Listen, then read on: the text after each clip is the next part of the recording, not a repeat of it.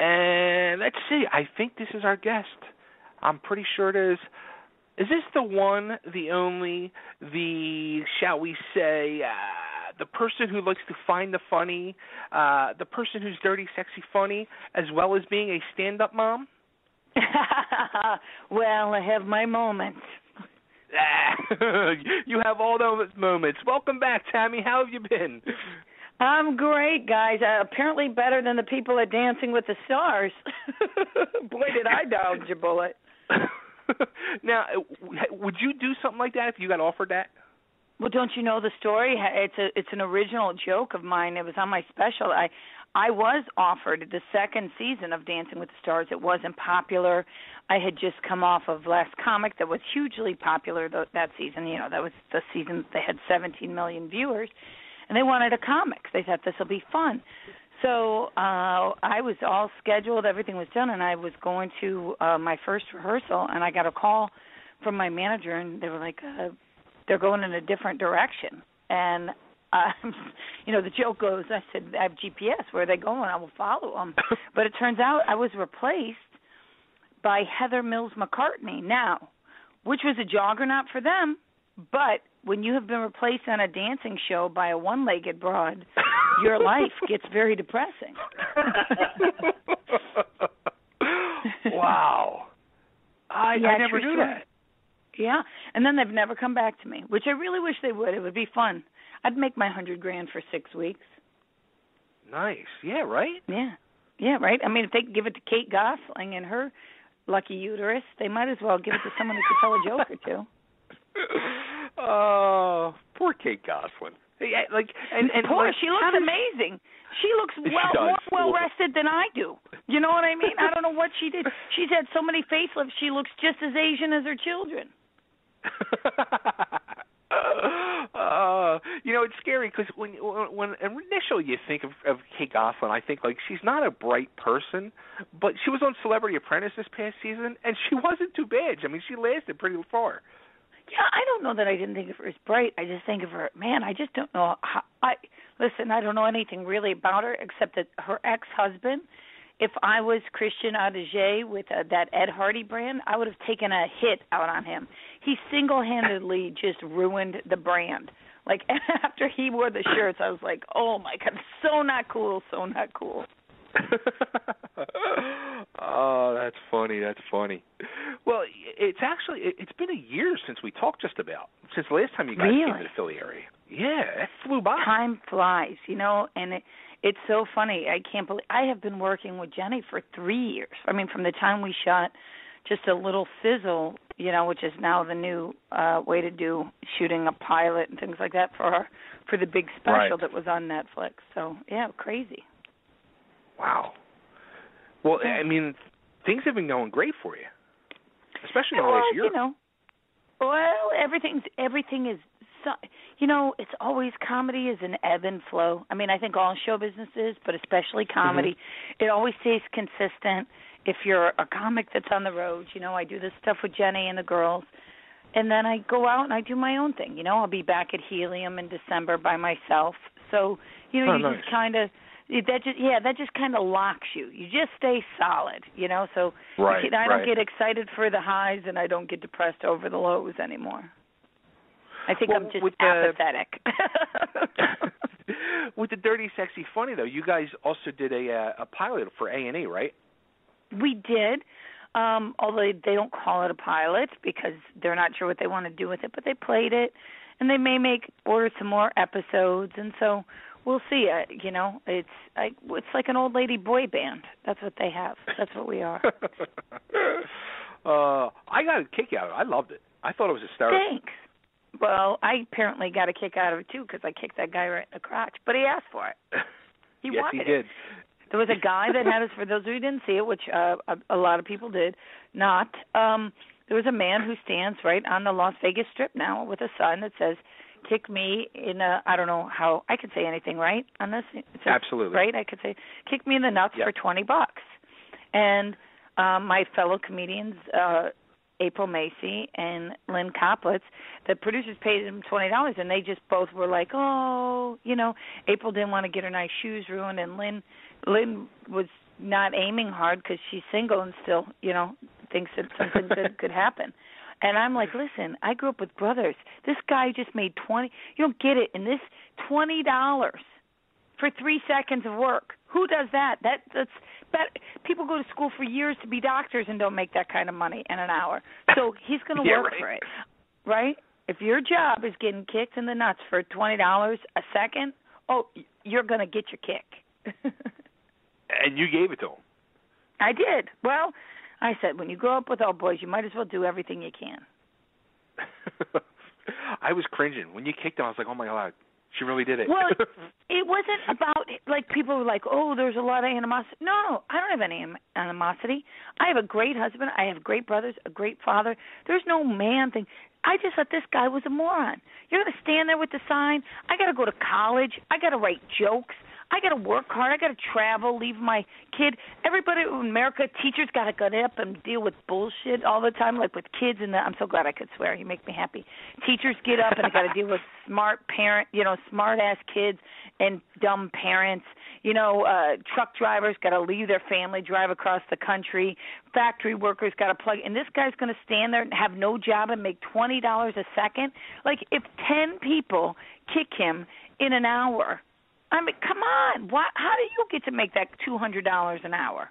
How do you make you really? You know what? You're going to know why you made $200 an hour. That's what pissed me off. It's just the great American in me that got angry, not the woman. You got to ask yourself though: is that guy brilliant or stupid? Well, probably a combination of both. I mean, hey, you know what they say? Find something you love and figure out a way to get paid for doing it. Exactly. So now, you also did a reality show yourself with your family. Am I correct on this? Yeah. For a while, I did a season's worth. It was called a StandUp Mother, and it was about just my life. I married a Brooklyn boy. We met in L.A. I got pregnant. We moved to the other side of Pennsylvania, northwest Pennsylvania. Moved my family there just to try to give my son a normal life. But the key is I forgot my family. So they were. I'd lived away for so long. So, it's just the chaos of, trying to be a wife, a mom, and a stand-up. Yeah, it's got to be crazy for you. You know what it is? I really live the same life everybody else does. I've said this many times. I just have a forum to talk about it. Yeah. And I do have a crazy. I do have.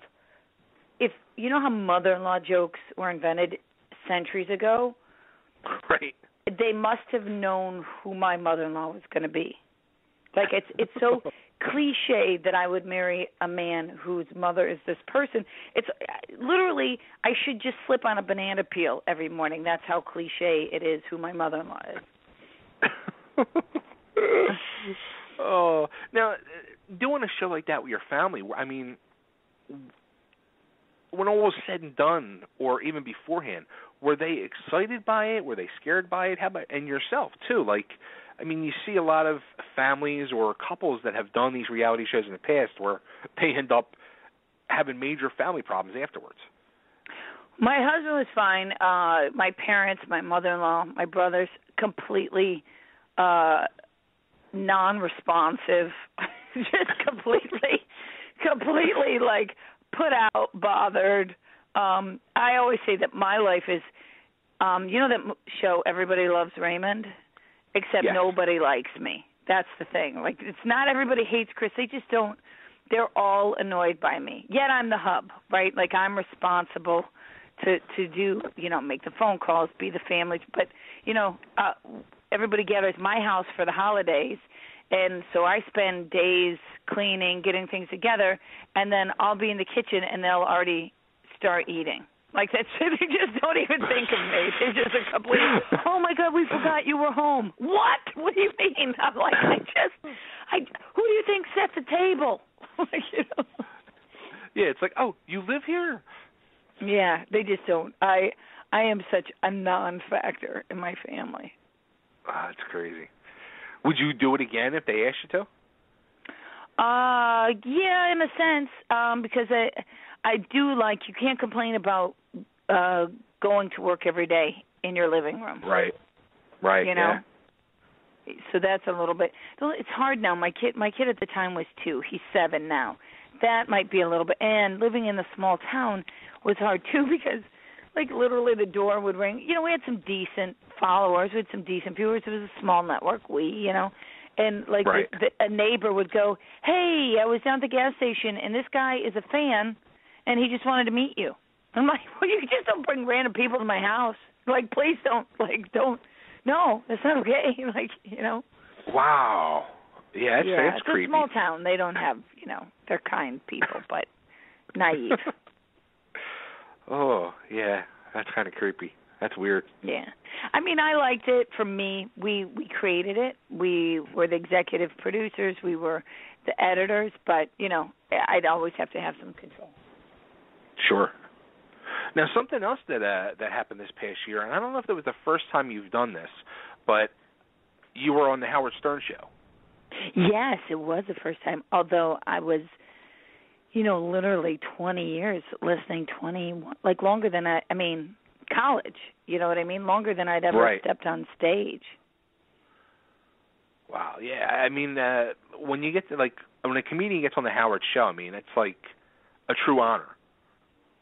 I felt pretty good about it, although I will tell you, I wish I would have done a better performance. There's very few times in my life that I've been put to the wall like that. Like, I'm always pretty proud of my performances because I'm a competitor. I'm a daughter of a pro athlete, so I can perform under pressure.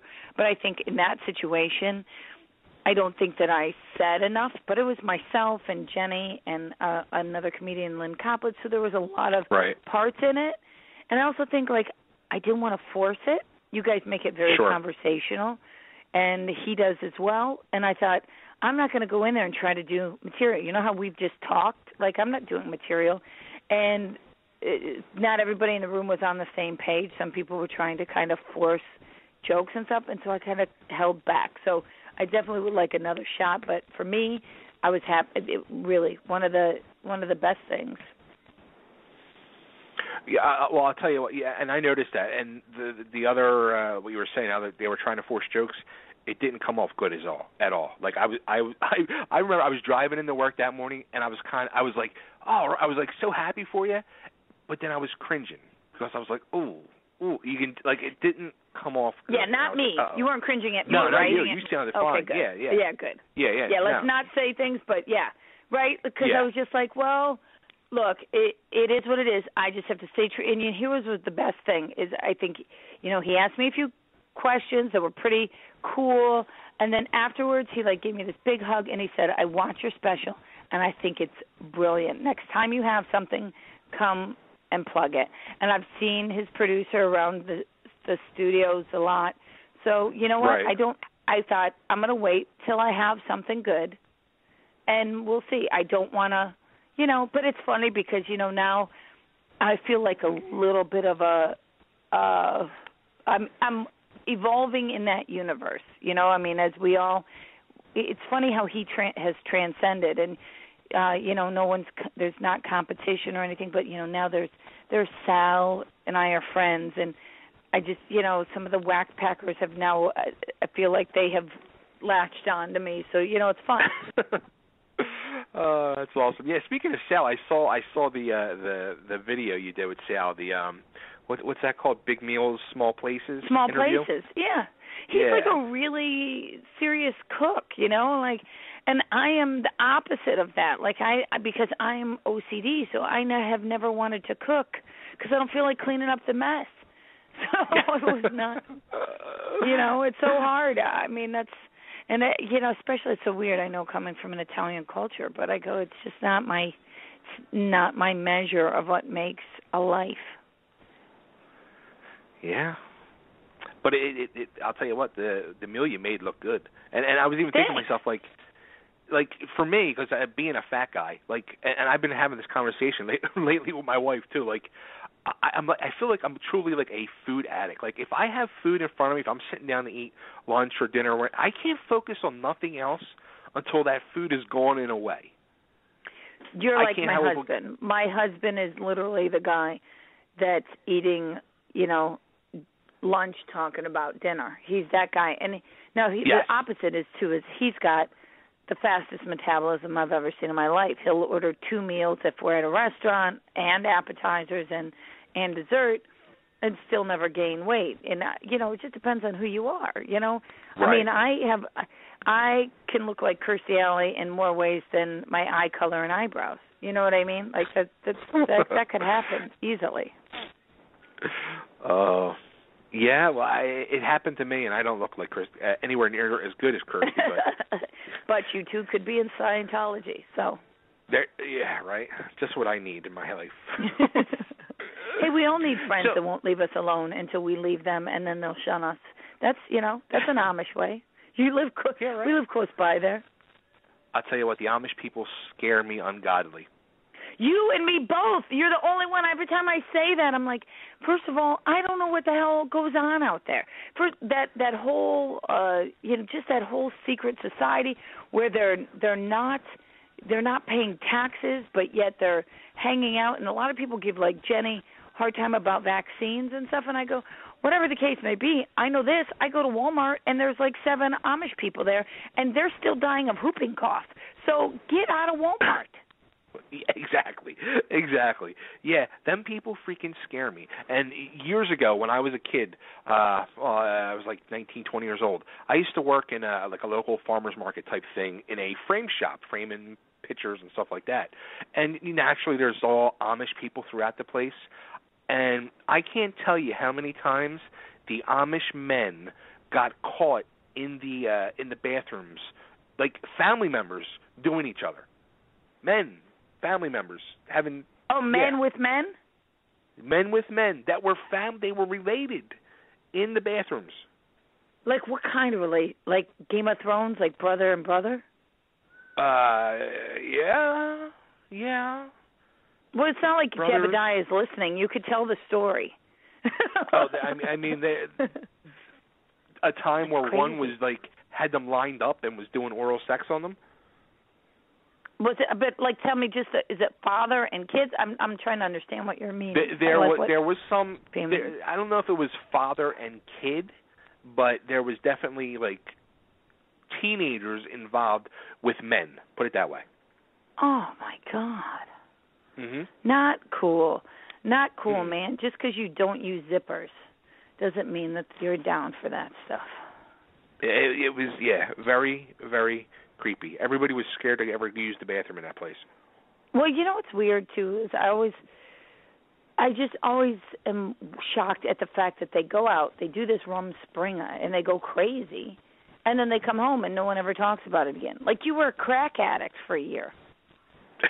Right. and then now it's time to go out and churn the butter. No. And like if I ever go like out into the area, like the Lancaster, PA area where they're all at for around here, like you're driving down the road and you see them like with the horse and the buggies, or the kids had the little scooters and they're going down the road, and I'm just like, buy a fucking car already. You guys got more money than God. It drives me insane. I mean, I get the religious freedom and stuff, but I still get anybody who lives here and doesn't pay taxes here. I'm a little, and you don't have a casino. I'm a little suspect of. Which, speaking of casinos, we'll be at the Valley Forge Casino tomorrow night with Dirty Sexy Funny. Look how I brought that around. Who knew? That was a great segue. Good for you.